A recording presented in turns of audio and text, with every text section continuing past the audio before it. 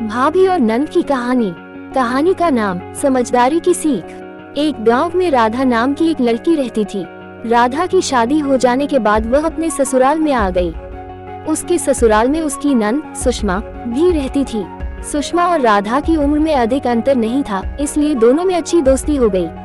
शुरुआत में दोनों में बहुत अच्छी बनती थी, लेकिन धीरे धीरे छोटी छोटी बातों पर झगड़ा होने लगा।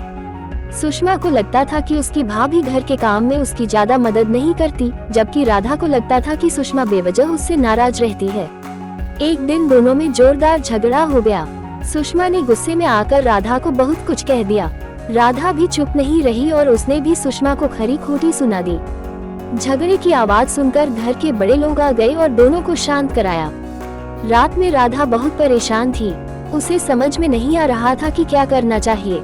तभी उसकी सासू माँ उसके पास आई और उसे समझाया, बेटी, रिश्तों में समझदारी और धैर्य की बहुत जरूरत होती है।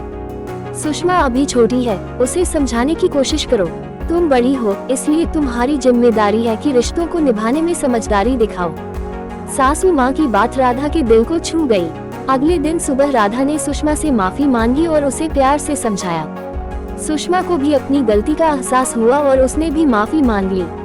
दोनों ने एक दूसरे से वादा किया कि अब कभी भी छोटी छोटी बातों पर झगड़ा नहीं करेंगे। इसके बाद राधा और सुषमा में फिर से वही पुरानी दोस्ती और प्यार लौट आया। दोनों ने मिलकर घर के कामों में एक दूसरे का साथ दिया और एक खुशहाल परिवार का हिस्सा बन गई। कहानी की सीख। रिश्तों में समझदारी, धैर्य और संवाद की अहमियत होती है। छोटी छोटी बातों को नजरअंदाज कर समझदारी से रिश्तों को संभालना चाहिए। आपका धन्यवाद। लाइक, शेयर और चैनल पर नए हो तो कथा संग्रह चैनल को सब्सक्राइब करें।